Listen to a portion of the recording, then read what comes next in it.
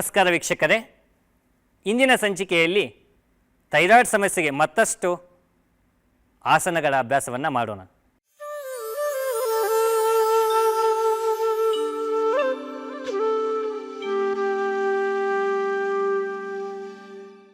ಪವನ ಮುಕ್ತಾಸನ ಮಾಡೋಣ. ಈಗ ಶವಾಸನಕ್ಕೆ ಬನ್ನಿ. ಇಲ್ಲಿ ಸಾಧಕರು ಇಬ್ಬರು ಮಾಡಿ ತೋರಿಸ್ತಾ ಇದ್ದಾರೆ. ನಿಮಗೆ ಸುಲಭವಾಗಿ ನೀವು ನೋಡಿಕೊಂಡು ನಿಮ್ಮ ದಿನನಿತ್ಯ ಜೀವನದಲ್ಲಿ ಅಳವಡಿಸ್ಕೊಳ್ಬೇಕಾಗಿದೆ. ಎಸ್, ಶವಾಸನಕ್ಕೆ ಹೋಗಿ ಅಂಗಾತವಾಗಿ ಮಲಗಬೇಕು. ನಿಧಾನವಾಗಿ ಮಾಡಬೇಕು. ಎರಡೂ ಕೈಗಳನ್ನು ಮೇಲ್ಮುಖವಾಗಿರಲಿ. ಶವಾಸನ. ಕಾಲನ್ನು ಅಗಲ ಇಟ್ಕೊಳ್ಳಿ, ಕೈಯನ್ನು ಮೇಲ್ಮುಖವಾಗಿರಲಿ. ಎಸ್, ಈ ರೀತಿ ಇದು ಶವಾಸನ. ಎಸ್, ಕಾಲನ್ನು ಕೂಡಿಸಿ ಈಗ ಪವನ ಮುಕ್ತಾಸನ ಮಾಡೋಣ. ಕೈಯನ್ನು ಪಕ್ಕದಲ್ಲಿ ತೊಗೊಂಬನ್ನಿ, ತೊಡೆ ಪಕ್ಕದಲ್ಲಿ. ಉಸಿರು ತಗೊಳ್ಳಿ. ಉಸಿರು ಬಿಡ್ತಾ ಏನು ಮಾಡಿ, ಮೊಣಕಾಲನ್ನು ಮಡಿಸಿ ಎದೆ ಹತ್ತಿರ ಒಂದು ಕಾಲನ್ನು ತೊಗೊಂಬರ್ಬೇಕು. ಒಂದು ಕಾಲ ಏಕಪಾದ ಪವನ ಮುಕ್ತಾಸನ.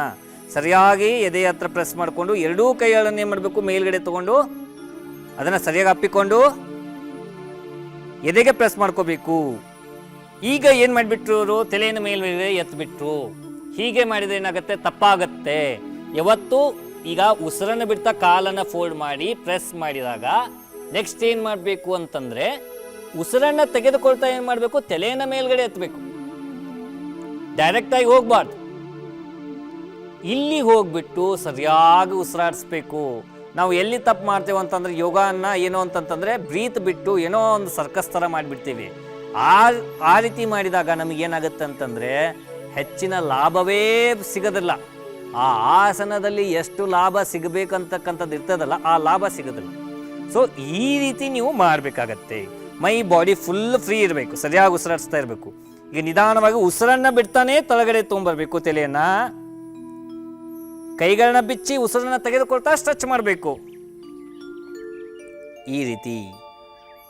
ಈಗ ಎಡಗಾಲನ್ನು ಉಸಿರು ಬಿಡ್ತಾ ಫೋಲ್ಡ್ ಮಾಡಿ ಎರಡೂ ಕೈಗಳನ್ನ ಏನು ಮಾಡ್ಕೊಳ್ಳಿ, ಮೇಲ್ಗಡೆ ತೊಗೊಂಬನ್ನಿ. ಸರಿಯಾಗಿ ಲಾಕ್ ಮಾಡ್ಕೊಳ್ಳಿ. ಎರಡೂ ಕೈಗಳಿಂದ ಉಸಿರನ್ನು ತೆಗೆದುಕೊಳ್ತಾ ಏನು ಮಾಡಬೇಕು, ತಲೆಯನ್ನು ಮೇಲ್ಗಡೆ ತೊಗೊಂಬನ್ನಿ. ಸರಿಯಾಗಿ ಉಸಿರಾಡಿಸ್ಬೇಕು. ಇಲ್ಲಿ ಉಸಿರಾಟ ಬಿಗಿಯಾಗಿ ಎಲ್ಲೂ ಹಿಡಿಬಾರ್ದು. ಸರಿಯಾಗಿ ಉಸಿರಾಡಿಸ್ತಾ ಇರಬೇಕು. ಉಸಿರಾಟದ ಕಡೆ ಗಮನ ಇರಲಿ. ಸಾಧ್ಯವಾದರೆ ಹಣೆಯನ್ನು ಹಚ್ಚಲಿಕ್ಕೆ ಟ್ರೈ ಮಾಡಿ,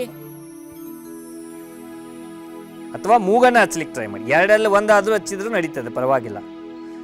ಉಸಿರು ಬಿಡ್ತಾ ಏನು ಮಾಡಬೇಕು, ಈಗ ತಲೆಯನ್ನು ತಳಗಡೆ ತೊಗೊಂಬನ್ನಿ. ಉಸಿರು ತೆಗೆದುಕೊಳ್ತಾ ಕಾಲನ್ನು ಸ್ಟ್ರೆಚ್ ಮಾಡಿ, ಕೈಯನ್ನು ರಿಲೀಸ್ ಮಾಡಿ, ಕಾಲನ್ನು ಸ್ಟ್ರೆಚ್ ಮಾಡಿ. ಇದು ಏಕಪಾದ ಪವನ ಮುಕ್ತಾಸನ. ಇವಾಗ ಪವನ ಮುಕ್ತಾಸನ ಅಭ್ಯಾಸ ಮಾಡೋಣ. ಎರಡೂ ಕಾಲನ್ನು ಕೂಡಿಸಿ, ಎರಡೂ ಕಾಲನ್ನು ಉಸಿರು ಬಿಡ್ತಾ ಫೋಲ್ಡ್ ಮಾಡಿ ಎದೆ ಹತ್ರ ತೊಗೊಂಡ್ಬನ್ನಿ. ಎಸ್, ಎರಡೂ ಕೈಗಳನ್ನ ಮೇಲ್ಗಡೆ ತೊಗೊಂಡು, ಎರಡೂ ಕೈಗಳನ್ನ ಮೇಲ್ಗಡೆ ತೊಗೊಂಡು ಲಾಕ್ ಮಾಡ್ಕೊಳ್ಳಿ. ಸರಿಯಾಗಿ ಉಸಿರನ್ನು ತೆಗೆದುಕೊಂತ ತಲೆಯನ್ನು ಮೇಲ್ಗಡೆ ಎತ್ತಿ ಇಲ್ಲಿ ಸರಿಯಾಗಿ ಉಸಿರಾಡಿಸ್ತಾ ಇರಬೇಕು. ಉಸಿರಾಟದ ಕಡೆ ಗಮನ ಇರಬೇಕು.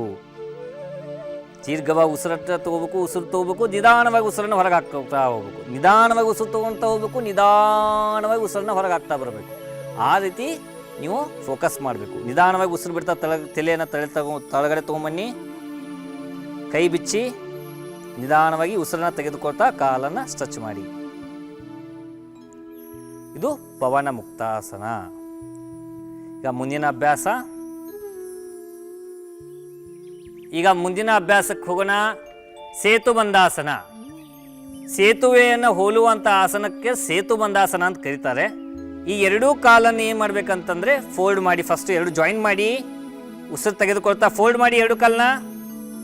ನಿಮ್ಮ ಎರಡೂ ಕಾಲುಗಳನ್ನು ಏನು ಮಾಡ್ಕೋಬೇಕು, ಅಗಲಿಸ್ಬೇಕೀಗ. ಪಾದವನ್ನು ಅಗಲಿಸ್ಬೇಕು. ನಿಧಾನವಾಗಿ ಏನು ಮಾಡ್ಕೋಬೇಕಂತಂದರೆ, ಇಲ್ಲಿ ಎರಡು ಥರ ಇದೆ. ಬಿಗಿನರ್ಸು ಇವ್ರು ನೋಡ್ಕೊಂಡು ಮಾಡಿ, ಇಲ್ಪ ನಾವು ಮಾಡ್ತೇವಂತಂತಂದರೆ ಇವ್ರು ನೋಡ್ಕೊಂಡು ಮಾಡಿ. ಈಗ ಎರಡೂ ಕಾಲುಗಳನ್ನು ಸರಿಯಾಗಿ ಎರಡೂ ಕೈಗಳಿಂದ ಹಿಡ್ಕೋಬೇಕು. ಸರಿಯಾಗಿ ಉಸಿರನ್ನು ತೆಗೆದುಕೊಳ್ತಾ ಮೇಲ್ಗಡೆ ಲಿಫ್ಟ್ ಮಾಡಿ. ಎದೆ ಭಾಗವನ್ನು ನಿಮ್ಮ ಚಿನ್ನ ಹತ್ರ ಬಂದು ತಗಲಿಸ್ಬೇಕಲ್ಲಿ. ಈ ಚಿನ್ನ ಅಂತ ಏನಿರ್ತದಲ್ಲ, ಇದು ಗದ್ದ. ಈ ಗದ್ದದ ಭಾಗಕ್ಕೆ ಏನು ನಿಮ್ಗೆ ಟಚ್ ಆಗ್ಬೇಕಂದ್ರೆ ಜಸ್ಟ್ ಟಚ್ ಆಗಬೇಕು. ಹಾಗೆ ಟಚ್ ಮಾಡಿ ಸರಿಯಾಗಿ ಉಸಿರಾಡಿಸ್ಬೇಕು. ಇಲ್ಲಿ ಇನ್ನೊಂದು ಥರ ಮಾಡಿದ್ದಾರೆ ನೋಡಿ.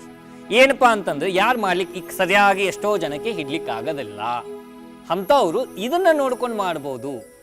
ಕೈಗಳು ಪಕ್ಕದಲ್ಲಿ ಇಟ್ಟಿದ್ದಾರೆ, ತಳಗಡೆ ಇಟ್ಟಿದ್ದಾರೆ, ಪ್ರೆಸ್ ಮಾಡಿ ಮೇಲ್ಗಡೆ ಲಿಫ್ಟ್ ಮಾಡಿದ್ದಾರೆ, ತಳಗಡೆ ಇಟ್ಟು ಪ್ರೆಸ್ ಮಾಡಿ ಮೇಲ್ಗಡೆ ಇಟ್ಟಿದ್ದಾರೆ. ಈ ರೀತಿ ಮಾಡ್ಬೋದು. ಅಲ್ಲಿ ಸರಿಯಾಗಿ ಉಸಿರಾಡಿಸ್ಬೇಕು.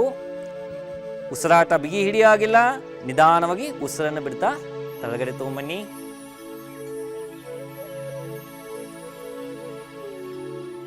ಎಸ್, ಕಾಲನ್ನು ಸ್ಟ್ರೆಚ್ ಮಾಡಿ ನಿಧಾನವಾಗಿ, ಎರಡೂ ಕಾಲುಗಳನ್ನು ಸ್ಟ್ರೆಚ್ ಮಾಡಿ. ಇದು ಸೇತುಬಂಧಾಸನ. ಈಗ ಮುಂದಿನ ಅಭ್ಯಾಸಕ್ಕೆ ಹೋಗೋಣ. ಸರಳ ಮತ್ಸ್ಯಾಸನ.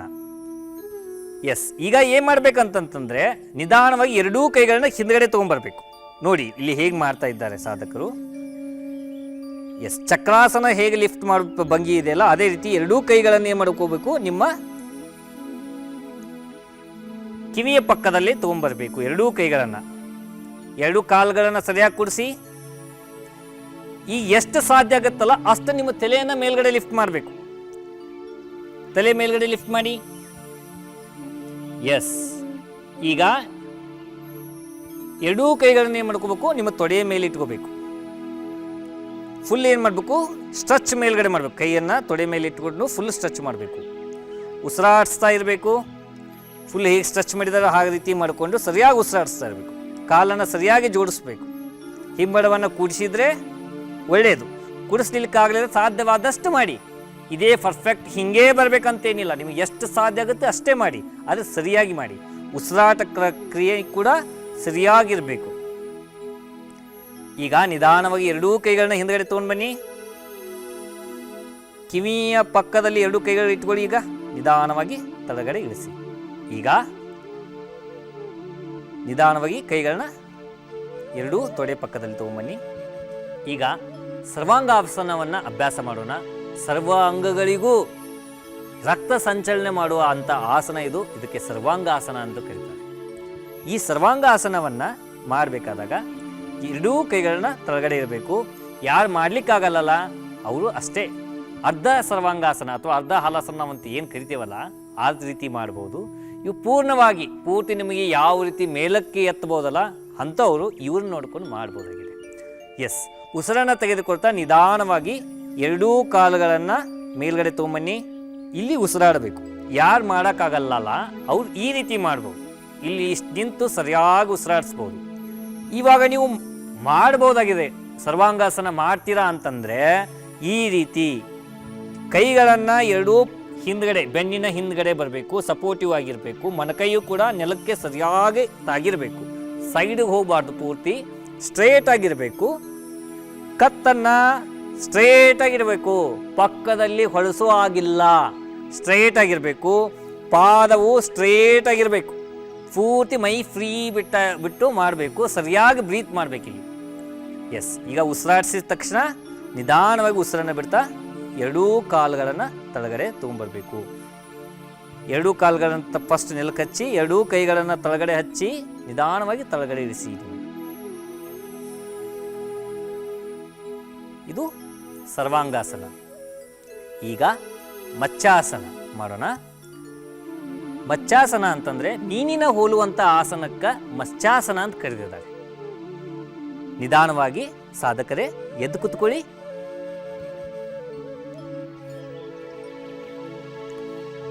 ಪದ್ಮಾಸನವನ್ನು ಹಾಕೊಳ್ಳಿ. ಬಲಗಾಲನ್ನು ಫೋಲ್ಡ್ ಮಾಡಿ ಎಡ ತೊಡೆ ಮೇಲೆ ಇಡಬೇಕು. ಎಡಗಾಲನ್ನು ಫೋಲ್ಡ್ ಮಾಡಿ ಬಲ ತೊಡೆ ಮೇಲೆ ಇಟ್ಕೋಬೇಕು. ಈಗ ನಿಧಾನವಾಗಿ ಏನು ಮಾಡ್ಕೋಬೇಕು ಅಂದರೆ ಹೆಬ್ಬೆರಳನ್ನು ಹಿಡ್ಕೊಳ್ಳಿ ಸರಿಯಾಗಿ.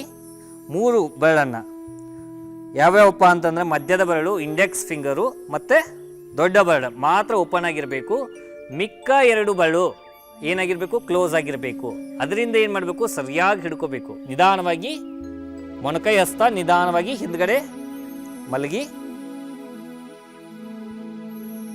ಎರಡೂ ಕೈಗಳನ್ನ ಹಿಂದ್ಗಡೆ ತೊಗೊಂಬನ್ನಿ. ಈಗ ಕೈಗಳನ್ನ ಕಿವಿ ಪಕ್ಕದಲ್ಲಿ ಇಟ್ಕೊಳ್ಳಿ. ತಲೆಯನ್ನು ಮೇಲ್ಗಡೆ ಎತ್ತಿ.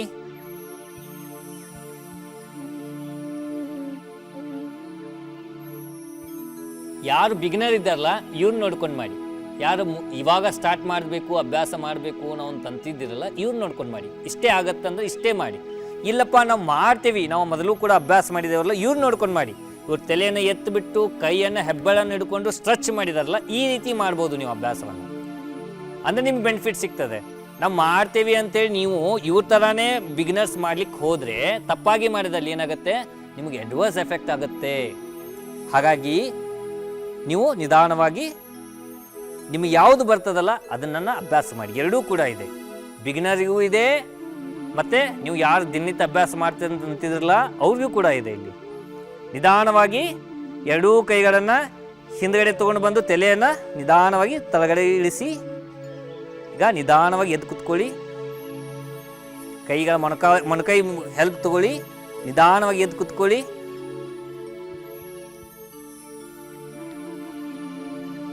ಎಸ್, ಕಾಲನ್ನು ಎರಡೂ ಕಾಲುಗಳನ್ನು ಏನು ಮಾಡಿ, ಒಂದರ ಮೇಲೆ ಒಂದು ಏನು ಪದ್ಮಾಸನದಲ್ಲಿ ಕೂತಿರ್ತೀವಲ್ಲ ನಿಧಾನವಾಗಿ ಎಡಗಾಲನ್ನು ಸ್ಟ್ರೆಚ್ ಮಾಡಿ ಫಸ್ಟು,